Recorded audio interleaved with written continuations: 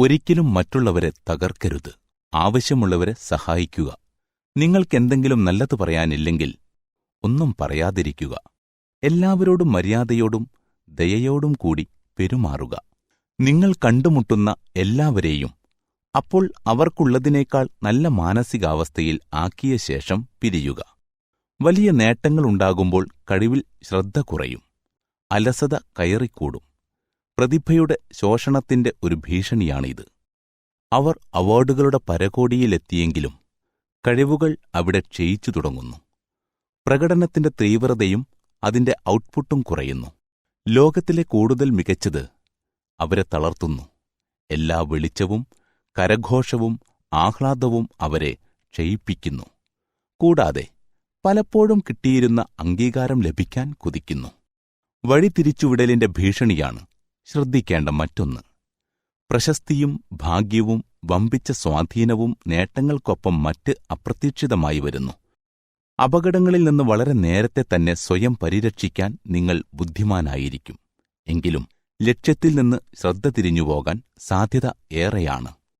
അസൂയാലുക്കളായ വിമർശകരിൽ നിന്നുള്ള ആക്രമണങ്ങളും രോഷാകുലരായ ട്രോളുകളും കണ്ട് സജീവമാകുകയാണ് വേണ്ടത്. അല്ലാതെ പിന്തിരിഞ്ഞു ഓടുകയല്ല. അപ്പോൾ നിങ്ങൾ കൂടുതൽ ഉയരങ്ങളിലേക്ക് ഉയരുന്നു. നിങ്ങളുടെ വിജയം അവരിൽ വേദനയുണർത്തുന്നു. പൂർത്തീകരിക്കപ്പെടാത്ത സ്വപ്നം അവരുടെ ആത്മനിന്ദയെ ഉത്തേജിപ്പിക്കുകയും ചെയ്യുന്നു. അവരുടെ സ്വന്തം സ്വപ്നങ്ങൾ നിങ്ങൾ ശ്രദ്ധിച്ചില്ലെങ്കിൽ ഈ ആളുകൾ നിങ്ങളുടെ ഊർജം മോഷ്ടിക്കും. ബിസിനസ്, കായികം, കല, ശാസ്ത്രം അല്ലെങ്കിൽ രാഷ്ട്രീയം എന്നിവയിൽ പ്രശസ്തി നേടാൻ നിങ്ങൾ ആരും ചെയ്യാത്തവ ചെയ്യണം. എന്റെ ബ്രെയിൻ ടാറ്റു ഇങ്ങനെയാണ്. ജനസംഖ്യയുടെ 5% മാത്രം ചെയ്യുന്ന ജനസംഖ്യയുടെ 95% പേരും ചെയ്യാൻ തയ്യാറാകാത്ത കാര്യം ചെയ്യാൻ നിങ്ങൾ തയ്യാറായിരിക്കണം. അങ്ങേയറ്റം കഠിനാധ്വാനം. നിങ്ങളുടെ പ്രവർത്തന മേഖലയുടെ ഉന്നതിയിൽ നിങ്ങൾ എത്തുമ്പോൾ ആളുകൾ നിങ്ങളെ താഴെയിറക്കാൻ ശ്രമിക്കും. അസൂയാലുക്കളായ മത്സരാർത്ഥികൾ നിങ്ങളുടെ ലക്ഷ്യം കാണുമ്പോൾ ദേഷ്യപ്പെടും. കാരണം അവർക്ക് ചെയ്യാൻ കഴിയാത്തത് നിങ്ങൾ ചെയ്തു കഴിഞ്ഞു. മരണത്തിന്റെ ഭീഷണിയാണ് നാം നേരിടുന്ന മറ്റൊരു കാര്യം. നമ്മൾ എല്ലാവരും തീർച്ചയായും മരിക്കും. നിങ്ങളുടെ വിയോഗം എത്രത്തോളം നീട്ടിവെക്കാൻ കഴിയുമെന്നതാണ് പ്രധാനം. അത് സാധ്യമാണ്. ആശങ്ക, പ്രതിസന്ധി, ദുരന്തം, അതുപോലെ തന്നെ ഡിജിറ്റൽ എസ്കേപ്പിസത്തിൽ നമ്മുടെ ഏകാഗ്രത ചെലവഴിക്കൽ എന്നിവ കോഗ്നിറ്റീവ് ബാൻഡ് വിഡ്ത്ത് ഊറ്റിയെടുക്കുകയാണ്. ഇത് ഒരാളുടെ ശ്രദ്ധയും പ്രതിഭയും കുറയ്ക്കുന്നു. അതിശയകരമായ നേട്ടങ്ങൾ കൈവരിക്കാൻ കഴിയാതെ വരുന്നു. ഉദാഹരണത്തിന്, അവരുടെ ഡിജിറ്റൽ ഉപകരണങ്ങൾ നിരന്തരം പരിശോധിക്കുന്ന ആളുകൾ ഡിജിറ്റൽ ഡിമെൻഷ്യയാൽ കഷ്ടപ്പെടുന്നു. ഓരോ തവണയും അവർ ഒരു സന്ദേശത്തിനു വേണ്ടി പരിശോധിക്കുന്നു. ഒരു ലൈക്കിനായി അവർ തങ്ങളുടെ വിലയേറിയ കോഗ്നിറ്റീവ് ബാൻഡ് വിഡ്ത്തിന്റെ ഒരു ഭാഗം ഉപേക്ഷിക്കുന്നു. പ്രവർത്തനം, ഉൽപ്പാദനക്ഷമമായ ക്ഷീണം എന്നത് എന്റെ കോച്ചിംഗ് കരിക്കുലത്തിൽ നിന്നുള്ള ഒരു വാചകമാണ്. ഒരു അഡ്വാൻസ് പെർഫോമർ തീവ്രമായി പ്രവർത്തിക്കുമ്പോൾ എന്താണ് സംഭവിക്കുന്നതെന്ന് ഈ വാക്ക് വിശദീകരിക്കുന്നു. നിങ്ങളുടെ ഉൽപ്പാദനക്ഷമത ഉയർത്തുമ്പോൾ ഇത് നിങ്ങൾക്ക് അനുഭവപ്പെടും. ശക്തമായ ബൗദ്ധികവും വൈകാരികവും ശാരീരികവും ആത്മീയവുമായ ക്ഷീണം.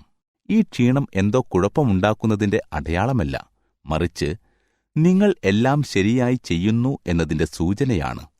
നമുക്കാവശ്യമായ 5 മുൻഗണനകൾ എന്തൊക്കെയാണെന്ന് സ്വയം മനസ്സിലാക്കി എഴുതിവെക്കുക. നിങ്ങളുടെ ആഴത്തിലുള്ള 5 മൂല്യങ്ങളെക്കുറിച്ചറിയുക. അവയോട് വിശ്വസ്തത പുലർത്തുക. നിങ്ങൾ ഒരിക്കലും മറ്റൊരാളുടെ ജീവിതം നയിക്കാൻ ആഗ്രഹിക്കുന്നില്ലല്ലോ. ഏറ്റവും വലിയ ഉൽപ്പാദന ഫലങ്ങൾ തരുന്ന ചില ദിനചര്യകൾ ഇതാ. 1.5 AM ക്ലബ്ബിൽ ചേരുകയും നിങ്ങൾ അപ്ഗ്രേഡ് ചെയ്യുന്നതിനായി ഒരു സമയം കണ്ടെത്തുകയും ചെയ്യുന്നു. മാനസികാവസ്ഥ ശുദ്ധീകരിക്കുക. നിങ്ങളുടെ ഹെൽത്ത് സെറ്റ് ഒപ്റ്റിമൈസ് ചെയ്യുകയും വർദ്ധിപ്പിക്കുകയും ചെയ്യുന്നു. നിങ്ങളുടെ ആത്മവീര്യത്തെ പ്രചോദിപ്പിക്കുക. സ്പാർട്ടൻ യോദ്ധാക്കൾ പറയുന്നതുപോലെ പരിശീലനത്തിൽ കൂടുതൽ വിയർക്കുക. അപ്പോൾ യുദ്ധത്തിൽ നിങ്ങൾക്ക് രക്തസ്രാവം കുറയും. 2. എല്ലാ ദിവസവും കുറഞ്ഞത് 10 മിനിറ്റെങ്കിലും നന്ദിയോടെ കഴിഞ്ഞ മണിക്കൂറുകൾ സ്മരിക്കുക. മനുഷ്യ മസ്തിഷ്കത്തിന്റെ നിഷേധാത്മക പക്ഷപാതത്തെ ഇല്ലാതാക്കുകയും കുതിച്ചുയരുകയും ചെയ്യുക. എല്ലാത്തിനോടും നന്ദിയുണ്ടാവുക. നിങ്ങളുടെ ഓട്ടോമാറ്റിക് ഡിഫോൾട്ട് അയക്കുക. ദിവസേനയുള്ള വ്യായാമം സന്തോഷകരമാണ്.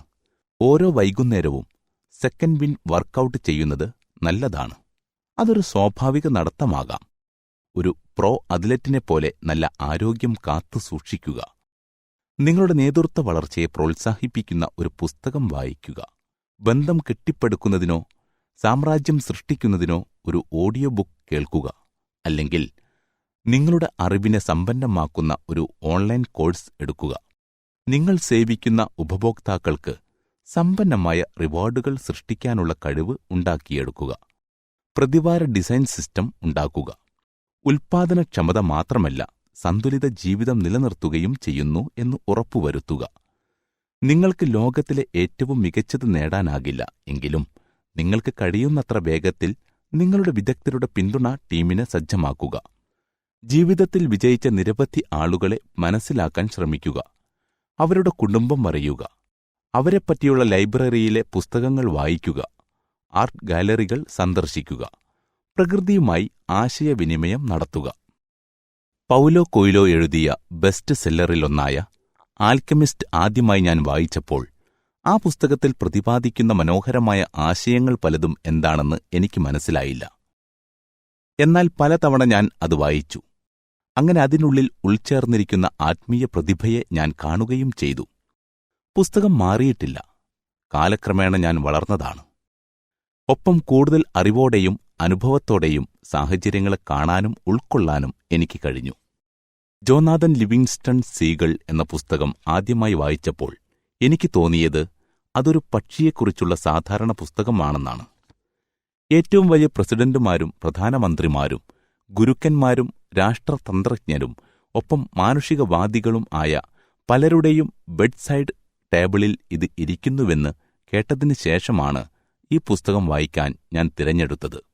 എന്നാൽ കഠിനമുള്ളതും ആശയക്കുഴപ്പമുണ്ടാക്കുന്നതും തീർത്തും താൽപ്പര്യമില്ലാത്തതുമാണെന്ന് എനിക്ക് തോന്നി. വളരെ കുറച്ചു നിമിഷങ്ങൾക്ക് ശേഷം അത് ഞാൻ താഴെ വയ്ക്കുകയും ചെയ്തു. എന്നാൽ ഞാനത് കൂടുതൽ തവണ വായിക്കാൻ ശ്രമിച്ചു. കൂടുതൽ നല്ല ഒരു മനുഷ്യനായി വളരുകയും ചെയ്തു. ഒരുവന്റെ ഏറ്റവും ഉയർന്ന ആത്മപ്രകടനത്തിൽ നിൽക്കുന്ന ഒരു മാസ്റ്റർ പീസായിട്ടാണ് ഞാനിപ്പോൾ അതിനെ കാണുന്നത്. ഒപ്പം എന്തു വില കൊടുത്തും നിങ്ങളോട് സത്യസന്ധത പുലർത്തേണ്ടതിന്റെ പ്രാധാന്യവും ഞാൻ മനസ്സിലാക്കി. വീണ്ടും പറയട്ടെ, ഈ പുസ്തകം മാറിയില്ല. മാറിയത് ഞാനായിരുന്നു. എനിക്ക് കഴിയുമെങ്കിൽ തീർച്ചയായും നിങ്ങൾക്കും കഴിയും. ശ്രദ്ധിക്കേണ്ട മറ്റൊരു കാര്യം അപമാനമൊഴിവാക്കുക എന്നതാണ്. സഹജീവികളെ വിലമതിക്കുന്നവർ അവരെ താഴ്ന്നവരായി കാണുകയോ കളിയാക്കുകയോ ചെയ്യില്ല. നിങ്ങളുടെ മനസ്സിൽ സൂക്ഷിക്കാൻ ശക്തമായ ഒരു മുദ്രാവാക്യമിതാ: നിങ്ങൾക്കൊരു പരിഹാരം കാണാൻ കഴിയുന്നില്ലെങ്കിൽ ഒരു പരിഹാരം നിലവിലില്ല എന്നു അർത്ഥമാക്കുന്നില്ല. ലോകത്തിലെ എല്ലാ പ്രശ്നങ്ങൾക്കും തീർച്ചയായും ഒരു പരിഹാരമുണ്ട്. പിരിമുറുക്കത്തിൽ അകപ്പെടുമ്പോൾ നമ്മുടെ ധാരണയും നമ്മുടെ ചാതുര്യവും ചുരുങ്ങുന്നു. നമുക്കവസരം കാണാനുള്ള കഴിവ് നഷ്ടപ്പെടുന്നു. ഉള്ളിൽ ഭയം നിറയുന്നു. നമ്മുടെ കണ്ണുകൾക്ക് മുകളിൽ ഭയത്തിന്റെ ഒരു കൂട്ടം ലെൻസുകൾ സ്ഥാപിക്കുന്നു. അതിനാൽ നമ്മൾ സാധ്യതകൾ ശ്രദ്ധിക്കുന്നതിൽ നിന്ന് തടയപ്പെടുന്നു. ഭീരുത്വം നിറഞ്ഞ കണ്ണടകൾ വഴി കാണാൻ തുടങ്ങുന്നു. ഏറ്റവും ലാഭകരമായ തന്റെ കരിയറിലെ 12 മാസങ്ങൾ സൃഷ്ടിച്ച എന്റെ ഏറ്റവും നല്ല സുഹൃത്തുക്കളിൽ ഒരാളോട് അവൻ അത് എങ്ങനെ സാധ്യമാക്കി എന്ന് ഞാൻ ചോദിച്ചു. അവൻ മറുപടി പറഞ്ഞു: ഞാനും എന്റെ ടീമും പ്രത്യക്ഷപ്പെടുന്ന ഏത് പ്രശ്നത്തിനും പരിഹാരം കണ്ടെത്തുന്നതിനെക്കുറിച്ച് ആലോചിച്ചു. ചതുപ്പിലാണ് താമര വിരിയുന്നത്. അതുപോലെ പ്രശ്നങ്ങളിൽ നിന്നും ഉത്തരങ്ങളിലേക്ക് നടക്കാൻ ശ്രമിക്കണം. അതിനാൽ ഞങ്ങൾ എന്തു വന്നാലും ചടുലമായി പോസിറ്റീവായി നിലകൊണ്ട് അങ്ങനെയാണ് ഞങ്ങൾ വിജയിച്ചത്. ഒരിക്കലൊരു പഴയ ആത്മീയ ആചാര്യൻ ഒരു ആശ്രമം സന്ദർശിക്കാൻ പോയി. മലമുകളിലേക്കുള്ള പാതയിലൂടെ നടക്കുമ്പോൾ കാഴ്ചക്കാരും അവന്റെ സെൻസേഷണലിന്റെ രഹസ്യങ്ങൾ അറിയാൻ ആഗ്രഹിക്കുന്നവരും അദ്ദേഹത്തിന്റെ പിന്നാലെ പോയിരുന്നു. ആശ്രമത്തിൽ പ്രവേശിക്കുന്നതിനു മുമ്പ് സംഘം ഒരു വലിയ വഴിയിലൂടെ കടന്നു പോകണം. പിന്നീട് വർണ്ണാഭമായ പാതകളാൽ അലങ്കരിച്ചതും ശ്രദ്ധാപൂർവം തയ്യാറാക്കിയതുമായ നടുമുറ്റത്തിൽ അവർ എത്തി. അവിടെ ഏതാനും മനോഹരമായ ശിലാശില്പങ്ങളുണ്ടായിരുന്നു. അവർ മുൻവാതിലിലൂടെ നടക്കുമ്പോൾ ദുഷ്ടരായ നായക്കൾ അവരുടെ ഇരുമ്പു ചങ്ങലകൾ പൊട്ടിച്ച് അവരുടെ നേരെ കുതിക്കാൻ തുടങ്ങി. സന്യാസി ശ്രേഷ്ഠനൊഴികെ എല്ലാവരും പേടിച്ചുപോയി. ആദ്യം അവർ നടത്തം നിർത്തി. പിന്നെ എതിർവശത്തേക്ക് ഓടാൻ തുടങ്ങി. സന്യാസി ശ്രേഷ്ഠനാകട്ടെ ആദ്യം പുഞ്ചിരിച്ചു, എന്നിട്ട് അലറി. എന്നിട്ടൊരു കാര്യം ചെയ്തു. തികച്ചും അസാധാരണമായി തോന്നിയേക്കാം. അവൻ നായ്ക്കളോട് നേരെ കുതിച്ചു. നായ്ക്കൾ അവയുടെ വേഗത വർദ്ധിപ്പിച്ചു. യജമാനൻ ഒരിക്കൽ കൂടി അലറി. എന്നിട്ട് വേഗത കൂട്ടി. നായ്ക്കൾ കൂടുതൽ വേഗത്തിലോടി. സന്യാസി ശ്രേഷ്ഠൻ അവയെ ശക്തമായി തള്ളിമാറ്റി. അദ്ദേഹം വായുവിലേക്ക് ഒരു മുഷ്ടി ഉയർത്തി. തന്റെ വിജയത്തിലുള്ള അചഞ്ചലമായ വിശ്വാസത്തിന് സാക്ഷ്യം നൽകുന്ന ആംഗ്യം കാണിച്ചു. കണ്ടുനിന്നവർ മയങ്ങി. നായ്ക്കളെ സംബന്ധിച്ചിടത്തോളം ശക്തനായ ആ മനുഷ്യനെ അവർ ഭയപ്പെട്ടു.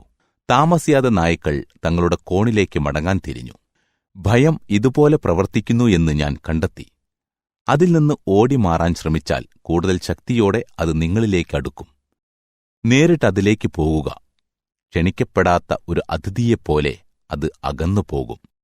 നിങ്ങളുടെ പരമോന്നത വീരത്വത്തോടുള്ള ബഹുമാനത്തോടെ ഞാൻ പ്രോത്സാഹിപ്പിക്കുന്നത് കഴിയുന്നത്ര പതിവായി നിങ്ങളെ ഭയപ്പെടുത്തുന്ന എന്തിനേയും ആലിംഗനം ചെയ്യുക. പക്ഷേ അത്തരം കാര്യങ്ങൾ ബേസ്മെന്റിൽ സൂക്ഷിക്കുക. അവർ നിങ്ങളെ ബ്രെയിൻ വാഷ് ചെയ്യും. പക്ഷേ എതിർക്കുക. പരസ്യമായി സംസാരിക്കുന്നത് എനിക്ക് അവിശ്വസനീയമാം വിധം ഭയമായിരുന്നു. യൂണിവേഴ്സിറ്റിയിൽ 10 പേർക്കെങ്കിലും പ്രസന്റേഷൻ കൊടുക്കണമെന്നു ഞാൻ കേട്ടപ്പോഴേക്കും വല്ലാത്ത ഹൃദയമിടിപ്പെനിക്കുണ്ടായി. എനിക്ക് ക്ലാസ്സിൽ സംസാരിക്കേണ്ടി വരുമ്പോൾ എന്റെ മനസ്സ് ഓട്ടം തുടങ്ങും. എന്റെ നാഡീമിടിപ്പ് കൂടും. എന്റെ ശബ്ദം വിറയ്ക്കും. തീർച്ചയായും അതൊരു പ്രശ്നമായിരുന്നു. അപ്പോൾ ഞാൻ മനസ്സിലാക്കി, ഏതൊരു സുപ്രധാന നേട്ടവും അടിസ്ഥാനപരമായി എന്റെ ഭയത്തിന്റെ മേൽ വിജയം നേടാതെ സാധ്യമല്ലെന്ന്. എനിക്ക് വലിയ സ്വപ്നങ്ങളും ശക്തമായ അഭിലാഷങ്ങളുമുണ്ടായിരുന്നു. എന്നാൽ ഭയം അവ അനുവദിക്കാൻ വിസമ്മതിച്ചു. എനിക്കായി ഒരു മെച്ചപ്പെട്ട ജീവിതമുണ്ടാക്കാൻ ഞാൻ ആഗ്രഹിച്ചു. ഒരു ഇരയായി ഇനി ജീവിക്കില്ലെന്ന് ഞാൻ തീരുമാനിച്ചു. ആ നിമിഷം ഞാൻ ജീവിതം മാറ്റിമറിക്കുന്ന ഒരു തിരഞ്ഞെടുപ്പ് നടത്തി. ഞാൻ ലൈബ്രറിയിൽ പോയി ഭയം തരണം ചെയ്യാൻ കുറച്ച് പുസ്തകങ്ങളെടുത്തു. പബ്ലിക് സ്പീക്കിങ്ങിനെ പറ്റിയുള്ള പുസ്തകങ്ങളായിരുന്നു അവ. എന്റെ കിടപ്പുമുറിയിൽ കൂടുതൽ സമയം ചെലവഴിച്ചത് ഞാൻ ഇപ്പോഴും ഓർക്കുന്നു. നിരവധി ആഴ്ചകൾ. ആ പുസ്തകങ്ങൾ വരിവരിയായി വായിച്ചു സ്വയം ഞാൻ എന്നെ മുറിയിൽ പൂട്ടിയിട്ടു. ഞാൻ കൂട്ടുകാർക്കൊപ്പം പുറത്തുപോയില്ല, കണ്ടില്ല, ഗെയിമുകളും കളിച്ചില്ല. സ്വയം എങ്ങനെ നിർമ്മിക്കാം എന്നതിനെക്കുറിച്ചുള്ള തന്ത്രങ്ങൾ ഞാൻ പഠിച്ചു. പ്രേക്ഷകർക്കു മുന്നിൽ ഒരു കാര്യം അവതരിപ്പിക്കുമ്പോൾ ആത്മവിശ്വാസത്തോടെ നിലനിൽക്കാനുള്ള തന്ത്രങ്ങൾ മനസ്സിലാക്കി. അടുത്തതായി പബ്ലിക് സ്പീക്കിങ്ങിനെക്കുറിച്ചുള്ള ഒരു കോഴ്സിന് ചേർന്നു. നിറയെ ചെറിയ പ്രസംഗങ്ങൾ ഞാൻ തയ്യാറാക്കി. ഞാൻ കൂടുതൽ പ്രസംഗങ്ങൾ നടത്തിയപ്പോൾ ആ കാര്യം എനിക്ക് കൂടുതൽ എളുപ്പമായി. കാലക്രമേണ ആഴത്തിലുള്ള പരിശീലനത്തോടും ഉറച്ച ക്ഷമയോടും കൂടി പൊതുജനത്തോട് സംസാരിക്കുക എന്നത് ശരിക്കും രസകരമായ ഒരു കാര്യമായി. ഇപ്പോൾ എനിക്ക് 10,000-ഓ 20,000-ഓ പേരുള്ള ഒരു സ്റ്റേജിലേക്ക് ഒരു ഭയവുമില്ലാതെ നടന്നുകയറാൻ കഴിയും. അതും പുഞ്ചിരിയോടെയും ആത്മവിശ്വാസത്തോടെയും തന്നെ. കാണികൾ എത്രയുണ്ടെങ്കിലും ഞാൻ എന്റെ വീട്ടിലിരിക്കുന്നതുപോലെയാണ്. ഭയത്തെ ഇന്ധനമാക്കി മാറ്റുവാനുള്ള നിങ്ങളുടെ വീര്യമാണ് നിങ്ങളെ മുന്നോട്ട് നയിക്കേണ്ടത്. ബലഹീനതയെ കഴിവുകളാക്കി മാറ്റാനുള്ള നിങ്ങളുടെ അവസരോചിതമായ പ്രവൃത്തികൾ നിങ്ങൾക്കുണ്ടായിരിക്കട്ടെ. ഡ്യൂണിലെ ഫ്രാങ്ക് ഹെർബർട്ടിന്റെ ഈ ഉദ്ധരണി ഞാൻ ഏറെ ഇഷ്ടപ്പെടുന്നു. ഞാൻ ഭയപ്പെടേണ്ടതില്ല. ഭയമാണ് മനസ്സിനെ കൊല്ലുന്നത്. ഭയം എന്നത് പൂർണ്ണമായ ഉന്മൂലനം കൊണ്ടുവരുന്ന ചെറിയ മരണമാണ്. ഞാൻ എന്റെ ഭയത്തെ നേരിടും. ഭയം എന്നിലൂടെ കടന്നുപോകാൻ ഞാൻ അനുവദിക്കും. അത് പോയിക്കഴിഞ്ഞാൽ ഞാൻ പ്രവർത്തിക്കും. അതിന്റെ പാത കാണാൻ ഞാൻ അകക്കണ്ണുപയോഗിക്കും. ഭയം കടന്നുപോയിടത്ത് ഞാനല്ലാതെ ഒന്നും അവശേഷിക്കുന്നില്ല. നിങ്ങൾക്ക് ഭയം തോന്നുമ്പോൾ ജ്ഞാനിയായ പഴയ സന്യാസിയുടെ കഥ ഓർമ്മിക്കുക. ഒപ്പം നിങ്ങളുടെ ശേഷിക്കുന്ന കാലം വളരെ ദീർഘവും സമൃദ്ധവുമാണെന്ന് എല്ലാ ദിവസവും ഉറപ്പാക്കുക. അനുഗ്രഹീതമായ ജീവിതം. നിങ്ങൾ എതിർക്കുവാൻ വരുന്നവരെ അവരേക്കാൾ ശക്തിയോടെ എതിർക്കുക. മനസ്സിൽ സൂക്ഷിക്കേണ്ട മറ്റൊരു ശീലം ഒരിക്കലും ഒരു മടിയനാകരുത് എന്നതാണ്. ബെൻ ഫ്രാങ്ക്ലിന്റെ 13 ശീലമുണ്ട്. മികച്ച ഈ ദൈനംദിന ശീലങ്ങൾ നിങ്ങളെ നല്ല രീതിയിൽ മുന്നോട്ടു കൊണ്ടുപോകുവാൻ വളരെയധികം സഹായിക്കും. 1. സംയമനം പാലിക്കുക. ഭക്ഷണത്തിലും പാനീയത്തിലും ജാഗ്രത ഉണ്ടാവുക. 2. നിശബ്ദതയ്ക്കു ജീവിതത്തിൽ സ്ഥാനം കൊടുക്കുക. ഹാനികരമായതും നിസ്സാരവുമായ സംഭാഷണങ്ങളും പദപ്രയോഗങ്ങളും ഒഴിവാക്കുക. 3. ചെയ്യേണ്ട കാര്യങ്ങൾക്ക് വ്യക്തമായ ക്രമം ഉണ്ടാക്കുക. ഫിസിക്കൽ സ്പേസുകളിൽ സങ്കുചിതത്വം പരിശീലിക്കുകയും ക്രമമനുസരിച്ച് ഓരോന്നും ചെയ്യുക. കടമകൾ കൃത്യമായി പിന്തുടരുക. 4. ഉറച്ച മനോഭാവം ഉണ്ടാക്കുക. നിങ്ങൾ ചെയ്യുമെന്ന് നിങ്ങൾ സ്വയം വാഗ്ദാനം ചെയ്യുന്ന കാര്യങ്ങൾ പരാജയപ്പെടാതെ തീർച്ചയായും ചെയ്യുക. 5. മിതവ്യയം ശീലമാക്കുക. നിങ്ങളുടെ ചെലവുകൾ കൃത്യമായി സൂക്ഷിക്കുക. പാഴ്വസ്തുക്കൾ ജീവിതത്തിൽ നിന്നും ഒഴിവാക്കുക. 6. നിങ്ങളുടെ സമയം നന്നായി കൈകാര്യം ചെയ്യുക. അനാവശ്യമായ പ്രവർത്തനങ്ങളിൽ ഏർപ്പെടുന്നത് തീർത്തും ഒഴിവാക്കുക. 7. എപ്പോഴും എല്ലാത്തിനോടും ആത്മാർത്ഥത ഉണ്ടായിരിക്കുക. ഒരിക്കലും ആരെയും വഞ്ചിക്കരുത്. എല്ലാവരുടെയും സ്നേഹത്തിന്റെ കീഴിൽ ജീവിതം മുന്നോട്ടു കൊണ്ടുപോവുക. 8. ചുറ്റുമുള്ളതിനോട് എപ്പോഴും നീതി പുലർത്തുക. എല്ലാവരോടും ഒരേപോലെ പെരുമാറുക. തെറ്റുകൾ ചെയ്യാതിരിക്കുക. 9. അലസതയുടെയും സന്യാസത്തിന്റെയും തീവ്രത ഒഴിവാക്കുക. 10. എപ്പോഴും ശുചിത്വം കാത്തുസൂക്ഷിക്കുക. നിങ്ങളുടെ ശരീരവും താമസസ്ഥലവും പരിസ്ഥിതിയും വൃത്തി ഉള്ളതായിരിക്കട്ടെ. 11. ശാന്തത എന്തെന്ന് ഇടയ്ക്കിടെ മനസ്സിനെ അറിയിക്കുക. ആന്തരിക സമാധാനം നിലനിർത്തുക. ചെറിയ കാര്യങ്ങളിൽ ആശ്ചര്യപ്പെടാതിരിക്കുക. 12. ശരീരത്തിന്റെ പവിത്രത കാത്തുസൂക്ഷിക്കുക. അർത്ഥശൂന്യമായ ലൈംഗികതയിൽ ഏർപ്പെടാതിരിക്കുക. 13. വിനയം അഭ്യസിക്കുക. മഹാന്മാരായ സന്യാസിമാരെയും ഋഷിമാരെയും ദർശകരെയും മാതൃകയാക്കുക. ഈ 13 ഗുണങ്ങൾക്കായി ഫ്രാങ്ക്ലിൻ ഒരു പട്ടിക സൃഷ്ടിച്ചു. ഒരു ജേണലിന്റെ പേജുകളിൽ അദ്ദേഹം ഈ ഗുണങ്ങളും അവയോടൊപ്പം ഒരാഴ്ചയിലെ ദിവസങ്ങളും എഴുതിച്ചേർത്തു. എല്ലാ രാത്രിയിലും ഉറങ്ങുന്നതിനു മുൻപ് അദ്ദേഹം തന്റെ പെരുമാറ്റം അളക്കുമായിരുന്നു. അദ്ദേഹത്തിന് നടപ്പിലാക്കാൻ പറ്റിയ ഗുണങ്ങൾ ആ പുസ്തകത്തിൽ എഴുതിവച്ചിരുന്നു. ഒരു വർഷത്തിൽ ഇടയ്ക്കിടെ അദ്ദേഹം ഇപ്രകാരം സ്വയം ഒരു അളക്കൽ നടപ്പിലാക്കിയിരുന്നു. നമുക്കും ഇത്തരത്തിലുള്ള വിലയിരുത്തലുകൾ വളർച്ചയ്ക്ക് ആവശ്യമാണ്. ഈസോപ്പിന്റെ കഥകൾ വായിക്കാൻ എനിക്ക് വളരെ ഇഷ്ടമാണ്. ഉപമകൾ എന്റെ പാതയിൽ എന്നെ കാര്യമായി സഹായിച്ചിട്ടുണ്ട്. അറിവ്, ബോധ്യം, വ്യക്തത എന്നീ പ്രധാനപ്പെട്ട കാര്യങ്ങളെക്കുറിച്ച് എന്നെ ഓർമ്മിപ്പിക്കുകയും കൂടുതൽ നന്നായി ജീവിക്കാൻ എന്നെ സഹായിക്കുകയും ചെയ്തിട്ടുണ്ട്. ഒരു ദിവസം ഞാൻ മയിലിന്റെ പരാതി എന്നു പേരുള്ള ഒരു കഥ വായിച്ചു. ഒരു ദിവസം മനോഹരമായ ഒരു മയിൽ ജൂണോ ദേവതയോട് ഒരു പരാതി പറഞ്ഞു.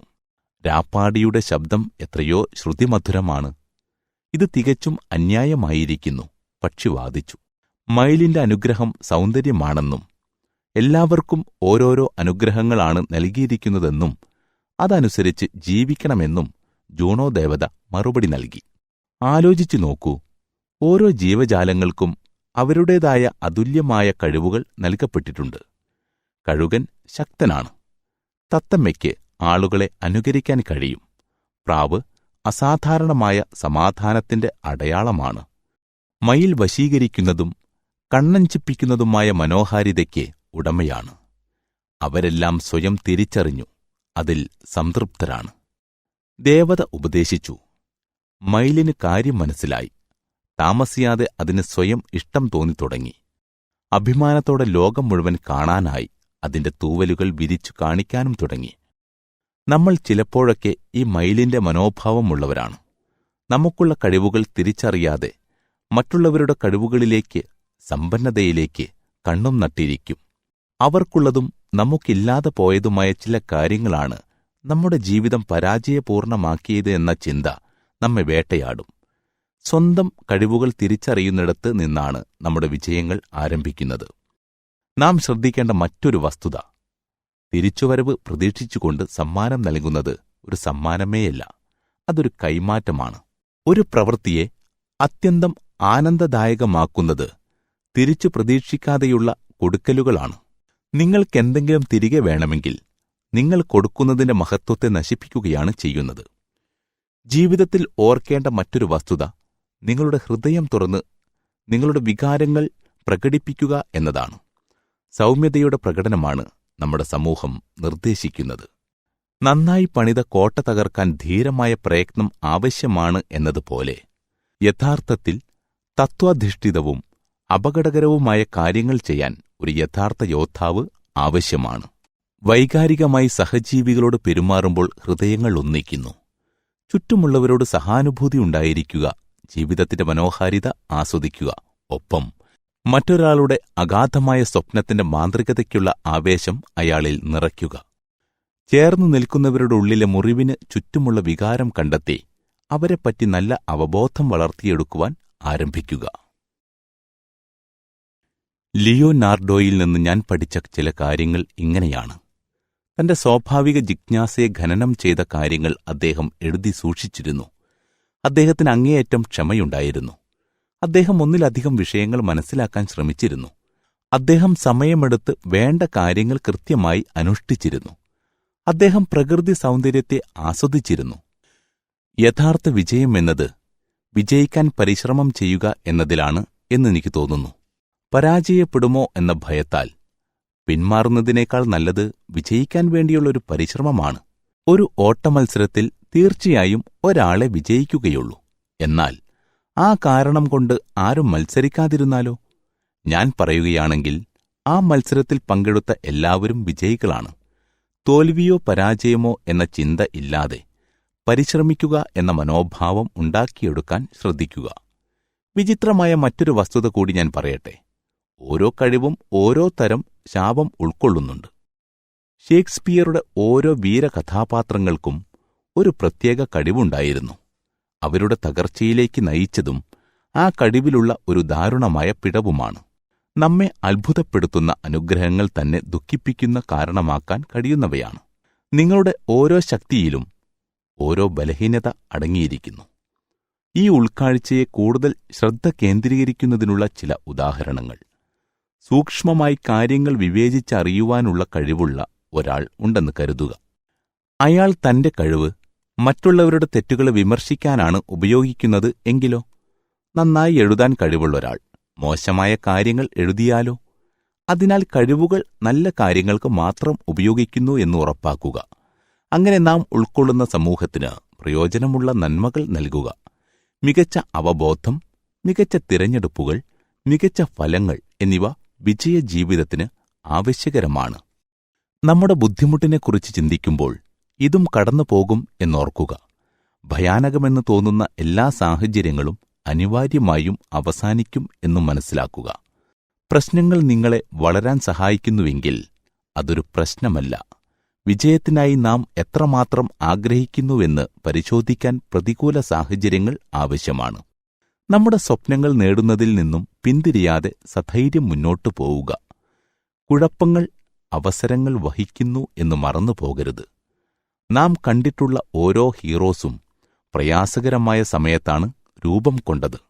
സാഹസികതയില്ലാതെ ജീവിക്കുക എന്നത് യഥാർത്ഥത്തിൽ ജീവിതമല്ല. കൈവിട്ടുപോയി എന്ന് തോന്നുമ്പോൾ ഓർക്കുക, ജീവിതം എപ്പോഴും നിങ്ങളുടെ കയ്യിൽ തന്നെയുണ്ട് എന്ന്. കൈവിട്ടുപോയി എന്ന് തോന്നുമ്പോൾ ഓർക്കുക, ജീവിതം എപ്പോഴും നിങ്ങളുടെ കയ്യിൽ തന്നെയുണ്ട് എന്ന്. ഓർക്കുക, ജീവിതം വളരെ ചെറുതാണെന്ന്. അതിനാൽ ഇന്നേ ആരംഭിക്കുക.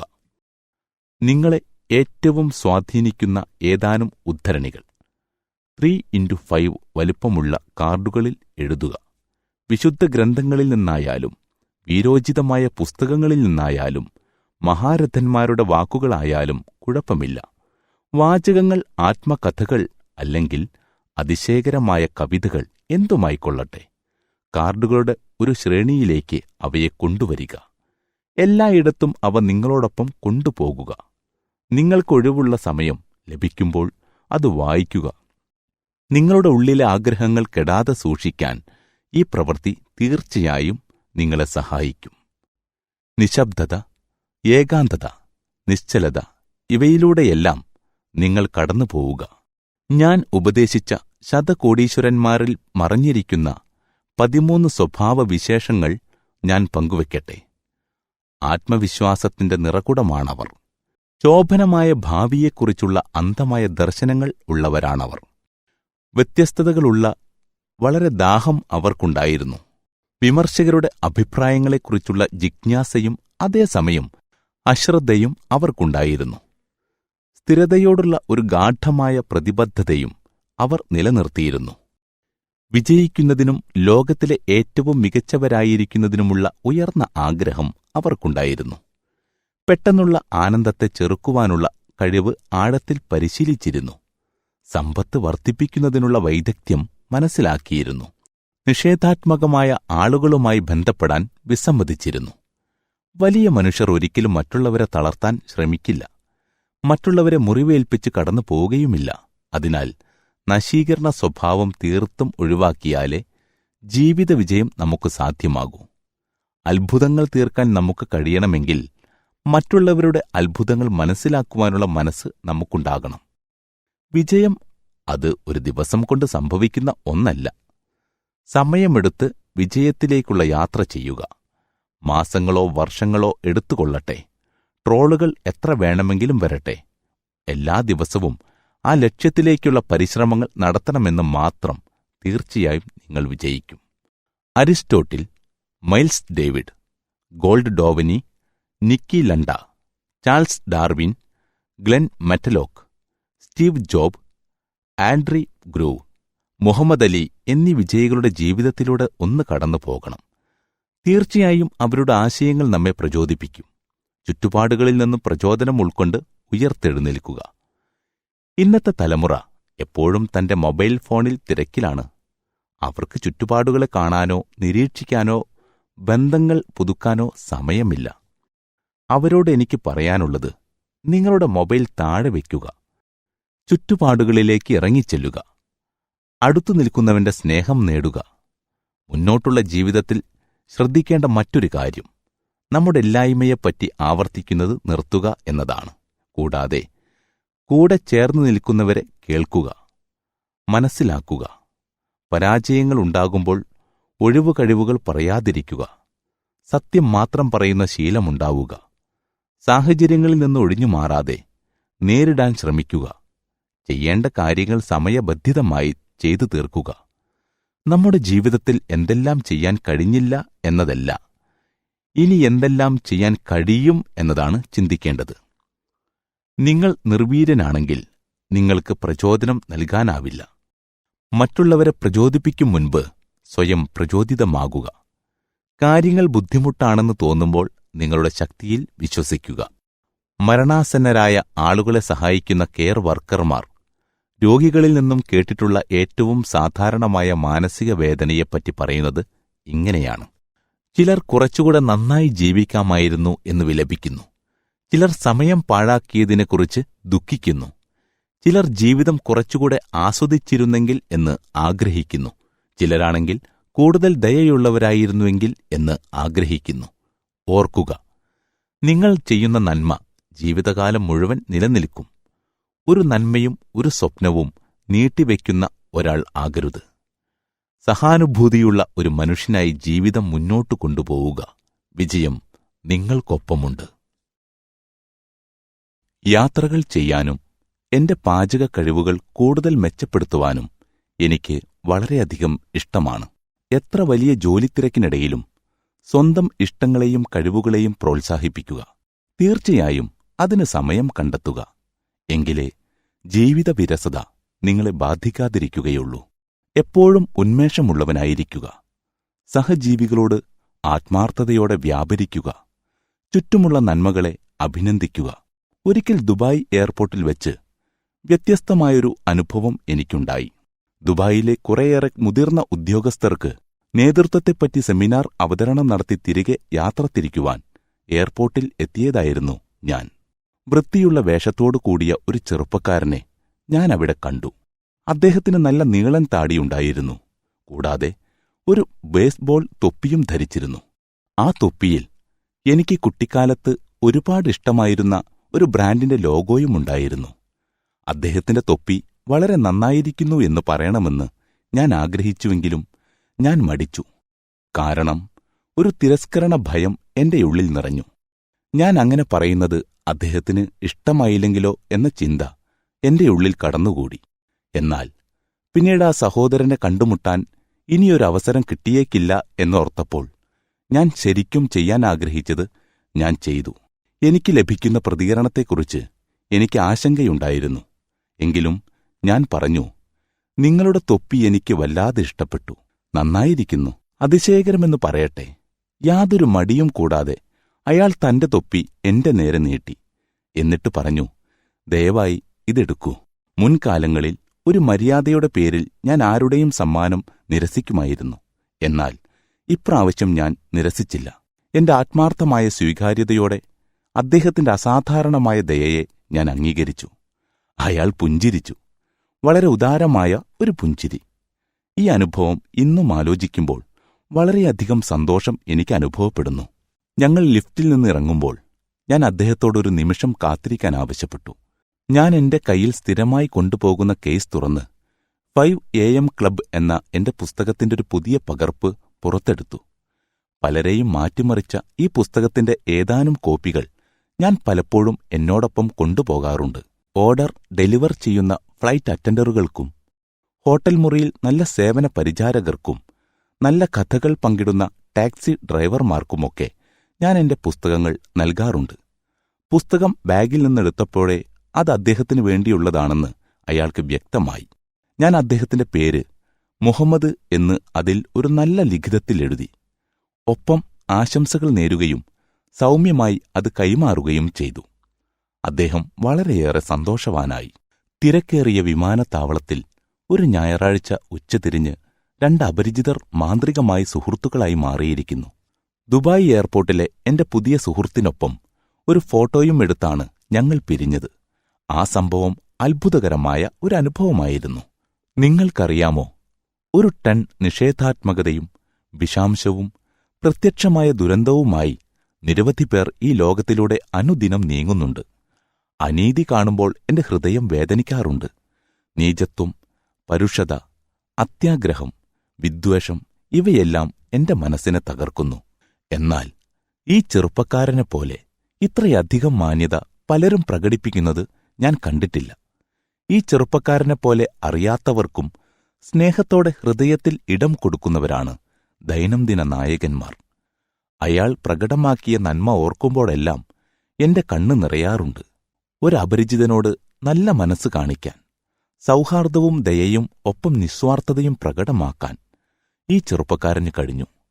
ദുബായ് വിമാനത്താവളത്തിൽ വെച്ച് എനിക്ക് ലഭിച്ച താടിക്കാരനായ ആ സുഹൃത്തിനെ ഓർക്കാൻ ഞാൻ ഇപ്പോഴും ഇടയ്ക്കിടെ ആ തൊപ്പി ധരിക്കാറുണ്ട്. പല വ്യത്യസ്തരായ മനുഷ്യരെ പല രാജ്യങ്ങളിലായി ഞാൻ കണ്ടിട്ടുണ്ട്. അവരുടെ കുലീനതയുടെ ക്രമരഹിതമായ പ്രവൃത്തികളിൽ നിന്ന് ഞാൻ ആന്തരികമായി പ്രചോദനം ഉൾക്കൊള്ളുകയും ചെയ്യാറുണ്ട്. വളരെയധികം ജ്ഞാനികളായ ആത്മാക്കളാൽ നന്മകൾ തീർച്ചയായും ഈ ലോകത്തിൽ നിർവഹിക്കപ്പെടുന്നുണ്ട്. പലരുടെയും പ്രവൃത്തികൾ തങ്ങൾക്ക് തിരിച്ചെന്തെങ്കിലും നേട്ടമുണ്ടോ എന്നോർത്തുള്ള പ്രവർത്തനങ്ങൾ മാത്രമാണ്. അത് ശരിയല്ല എന്നാണ് ഞാൻ അഭിപ്രായപ്പെടുക. നമുക്ക് ചെയ്യാനുള്ളത് ചെയ്യുക. പ്രതിഫല ഇച്ഛ കൂടാതെ തന്നെ പ്രവർത്തിക്കുക. ക്വേക്കർ മിഷനറിയായ എറ്റിയൻ ഡി ഗ്രല്ലെറ്റ് നമ്മുടെ കടമയെക്കുറിച്ച് പറയുന്നത് ഇങ്ങനെയാണ്: ഞാൻ എന്റെ ജീവിതയാത്രകളിലൂടെ കടന്നുപോകുമ്പോൾ എനിക്ക് കാണിക്കാൻ കഴിയുന്ന എന്തെങ്കിലും ദയയോ അല്ലെങ്കിൽ ചെയ്യാൻ കഴിയുന്ന എന്തെങ്കിലും നല്ല കാര്യമോ ഉണ്ടെങ്കിൽ അപ്പോൾ തന്നെ ഞാൻ അത് ചെയ്യട്ടെ. ഞാൻ അത് മാറ്റിവെക്കുകയോ അവഗണിക്കുകയോ ചെയ്യില്ല. കാരണം വീണ്ടും ആ വഴി ഞാൻ കടന്നുപോയെന്നു വരില്ല. ഔദാര്യത്തിന്റെ ഗുണങ്ങൾക്കായി നാം നിലകൊള്ളുന്നുവെന്ന് അവകാശപ്പെടുന്നത് വളരെ എളുപ്പമാണ്. എന്നാൽ ദയയോടെ പ്രാവർത്തികമാക്കാനാണ് ബുദ്ധിമുട്ട്. ശരിയാണെന്ന് ഞാൻ വിശ്വസിക്കുന്ന കാര്യങ്ങളിൽ മറ്റൊരു കാര്യമാണ് ഒരാളുടെ ജീവിതത്തിൽ നേതൃത്വത്തെ യാഥാർത്ഥ്യമാക്കുന്നത് പ്രവൃത്തിയാണ് എന്ന വസ്തുത. അതാകട്ടെ ഏറ്റവും ഉയർന്ന വീര്യകൃത്യമാണ് എന്നാണ് എനിക്ക് തോന്നിയിട്ടുള്ളത്. എപ്പോഴും പ്രവർത്തിച്ചുകൊണ്ടേയിരിക്കുക. നാം ഉൾക്കൊള്ളുന്ന സമൂഹത്തിന് നന്മ ചെയ്യുക. നേതൃത്വം തീർച്ചയായും നിങ്ങളെ തേടിവരും. ശക്തരായ പരിശീലകർക്കൊപ്പം പ്രവർത്തിക്കുക. ചില അധ്യാപകർ വളരെ കർക്കശക്കാരായിരിക്കും.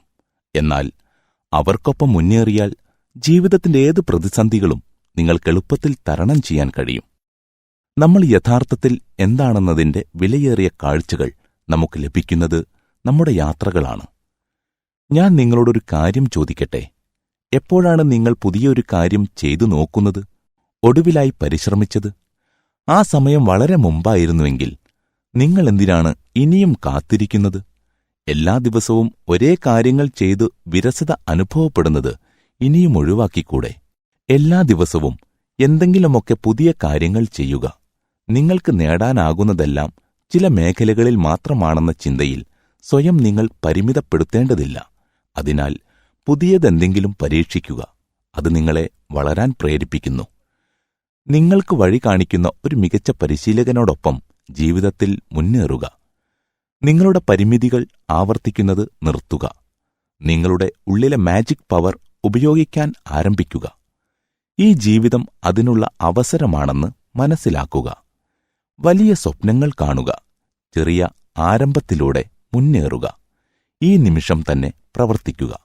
സ്റ്റീവ് ജോബ്സിന്റെ അവസാന വാക്കുകൾ ഇതായിരുന്നു: ഹോ വാവ്, ഹോ വാവ്, ഹോ വാവ്. കഴിഞ്ഞ ദിവസം അദ്ദേഹത്തെപ്പറ്റി വായിച്ചപ്പോൾ മനസ്സു നിറഞ്ഞു. ഒപ്പം ഒരു ഓർമ്മപ്പെടുത്തലും നിറഞ്ഞുവന്നു. അത് ജീവിതത്തിന്റെ അത്ഭുതകരമായ ദുർബലതയെക്കുറിച്ചുള്ള ഓർമ്മപ്പെടുത്തലായിരുന്നു. മാനവികതയെ മികച്ചതാക്കാനുള്ള നിങ്ങളുടെ ജീവിതത്തോടുള്ള ആഹ്വാനം നിങ്ങൾക്കുള്ളിൽ തന്നെയുണ്ടെന്ന് ഞാൻ വിശ്വസിക്കുന്നു. അതെ, നിങ്ങൾക്ക് കഴിയുന്നതെല്ലാം നിങ്ങൾ ചെയ്യുക. ഒഴിവ് കഴിവുകൾ പറയാതെ, രക്ഷയില്ല എന്ന് പറയാതെ, മാറ്റിവെക്കലുകളൊന്നുമില്ലാതെ. ഉറങ്ങാൻ പ്രേരിപ്പിക്കുന്നതല്ല, ഉറക്കത്തിൽ നിന്നും എഴുന്നേൽക്കാൻ പ്രേരിപ്പിക്കുന്നതാണ് നമ്മുടെ യഥാർത്ഥ സ്വപ്നങ്ങൾ. നിങ്ങളുടെ ഭയത്തിനെ അതിജീവിച്ചാൽ ഇതിലും വലിയ വിജയത്തിന് കാരണമാകുമെന്ന് ഞാൻ വിശ്വസിക്കുന്നു. അതിനാൽ പ്രശ്നങ്ങളുണ്ടാകുമ്പോൾ നിങ്ങളുടെ നിയന്ത്രണം നഷ്ടപ്പെടരുത്. നിങ്ങളുടെ അനുവാദമില്ലാതെ നിങ്ങളുടെ ഭൂതകാലത്തിന് നിങ്ങളുടെ ഭാവിയിൽ അധികാരമില്ലെന്ന് എനിക്കുറപ്പുണ്ട്. നിങ്ങളുടെ ലക്ഷ്യത്തിലേക്ക് ഉയരാൻ കഴിയുമെന്ന് എനിക്ക് വളരെ ആത്മവിശ്വാസവുമുണ്ട്. നിങ്ങൾ കുറച്ചു ലളിതമായ പുതിയ തിരഞ്ഞെടുപ്പുകൾ നടത്തുവാനും തുടർന്ന് മനസ്സിനെ പിന്തുടരുവാനും തുടങ്ങിയാൽ സ്ഥിരമായ വിജയം നിങ്ങളെ കാത്തിരിക്കുന്നുണ്ട്. ജീവിതത്തിന്റെ ലക്ഷ്യങ്ങളിലേക്ക് ചൂണ്ടിക്കാട്ടുന്ന ചില അടയാളങ്ങൾ പ്രത്യക്ഷപ്പെടുമ്പോൾ അവയെ ജീവിതത്തോട് ബന്ധിപ്പിക്കുക. നിങ്ങളുടെ കുട്ടിക്കാലത്തെ ആഗ്രഹങ്ങൾ വീണ്ടും ഓർത്തെടുക്കുക. അത് നടപ്പിലാക്കുക. നിങ്ങളുടെ യോഗ്യതകളിലേക്കുള്ള പ്രവേശന പോയിന്റുകൾ ഓരോന്നായി നേടുക. ഏറ്റവും ദൈർഘ്യമേറിയ ജീവിതം പോലും വളരെ പെട്ടെന്നുള്ള സവാരിയാണെന്ന ജ്ഞാനം ഉണ്ടാക്കിയെടുക്കുക. ഒരിക്കൽ നമ്മൾ ചാരവും പൊടിയുമാകും. ഞാനും നീയും നടത്തുന്ന യാത്ര കടന്നു പോവുകയും ചെയ്യും. നമുക്ക് ചുറ്റുമുള്ളവരെല്ലാം നമ്മുടെ നേട്ടങ്ങളിൽ സംഭാവന ചെയ്യുന്നുണ്ട്. അതിന് നിങ്ങൾ അവരോടും നിങ്ങൾ ആശ്രയിക്കുന്നവരോടും കടപ്പെട്ടിരിക്കുന്നു. നിങ്ങളെ അഭിനന്ദിക്കുന്നവരോട് ഹൃദയത്തിൽ സ്നേഹം സൂക്ഷിക്കുകയും ചെയ്യുക. നിങ്ങൾ ഇതുവരെ എടുക്കാത്ത റിസ്ക് എടുക്കുക. ഉന്നതമായ ഒരു മാർഗത്തിനായി ധീരമായ നിലപാട് സ്വീകരിക്കുക. ചിന്തിക്കുക, പ്രവർത്തിക്കുക, ജീവിക്കുക. നമ്മുടെ നാഗരികതയ്ക്ക് അന്തസ്സും ഒപ്പം ധൈര്യവും ആവശ്യമാണ്. കാര്യങ്ങൾ ബുദ്ധിമുട്ടാണെന്ന് തോന്നുമ്പോൾ നമ്മുടെ ശക്തിയിൽ വിശ്വസിക്കുവാനുള്ള അവസരം നമുക്കുണ്ട് എന്ന് തിരിച്ചറിയുക. ആശയക്കുഴപ്പമുണ്ടാകുമ്പോൾ ഉയർന്ന വ്യക്തിയിലേക്ക് പ്രവേശിക്കുന്നതിനായി ഒരവസരം തുറക്കുന്നു. നമ്മൾ ചോദ്യം ചെയ്യുമ്പോൾ നമ്മൾ ശരിക്കും വളരുകയാണ്. നമ്മൾ പൂർണ്ണമായും ഒറ്റയ്ക്കാണെന്ന് തോന്നുമ്പോൾ എല്ലാവരുടെയും അനുഭവവുമായി കൂടുതൽ ബന്ധപ്പെട്ടിരിക്കുന്നു എന്ന് മനസ്സിലാക്കുക. പ്രക്ഷുബ്ധതയിലും കൊടുങ്കാറ്റിലും നമ്മൾ കടന്നുപോയ വഴികളെല്ലാം ഓർക്കുക. അക്രമാസക്തമായ തിരമാലകൾ ഒടുവിൽ വളരെ നിശ്ചലമായി മാറും. പരിവർത്തനത്തിന്റെ അസ്വസ്ഥത പുതിയ ജ്ഞാനത്തിന്റെ ആനന്ദം തിരികെ നൽകും. ഒപ്പം ശുദ്ധമായ ശക്തിയും ലഭിക്കും. നിങ്ങൾ അറിയുന്നതിനേക്കാൾ ശക്തനാണ് നിങ്ങൾ. നിങ്ങൾക്ക് സമ്മതിക്കാൻ കഴിയുന്നതിനേക്കാൾ ധൈര്യശാലി. നിങ്ങളുടെ ബുദ്ധിക്ക് എന്നത്തേക്കാളും കഴിവുണ്ട്. നിങ്ങളുടെ നേർക്കെറിയാൻ കഴിയുന്ന എന്തും നാവിഗേറ്റ് ചെയ്യാൻ കഴിവുള്ളവനാണ് നിങ്ങൾ. നീയൊരു പെരുമഴ പോലെ ശക്തനാണ്. നീ വേലിയേറ്റം പോലെ അജയ്യനാണ്. നിങ്ങൾ ആകാശം പോലെ പ്രകാശമാനമാണ്. അത് ശ്രദ്ധാപൂർവം നിങ്ങളുടെ വഴി നയിക്കുന്നു. ഭയപ്പെടുമ്പോൾ സ്വയം ചോദിക്കുക, ഒരു ഹീറോ ഈ നിമിഷം എന്തു ചെയ്യുമെന്ന്.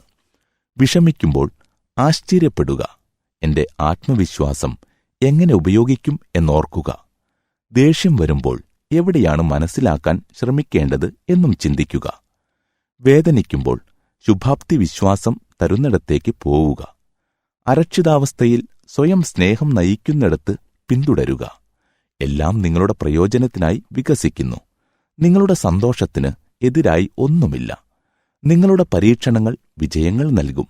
നിങ്ങളുടെ നല്ല പ്രവൃത്തികൾ മാന്യമായ വിജയം നൽകും. മഹത്തായ പ്രതിഫലം ലഭിക്കും. നിങ്ങളുടെ പ്രക്രിയയിൽ വിശ്വസിക്കുക. നിങ്ങളുടെ നാഡി നഷ്ടപ്പെടുത്തരുത്. നിങ്ങളുടെ യാത്രയെ മറ്റൊരാളുടെ യാത്രയുമായി താരതമ്യം ചെയ്യരുത്. ലോകത്തെ ഭരിക്കുന്ന ശക്തിയാൽ നിങ്ങൾ കുറ്റമറ്റ രീതിയിൽ സംരക്ഷിക്കപ്പെട്ടിരിക്കുന്നു. ആ ശക്തി തീർച്ചയായും നിങ്ങൾക്ക് വഴി കാട്ടും.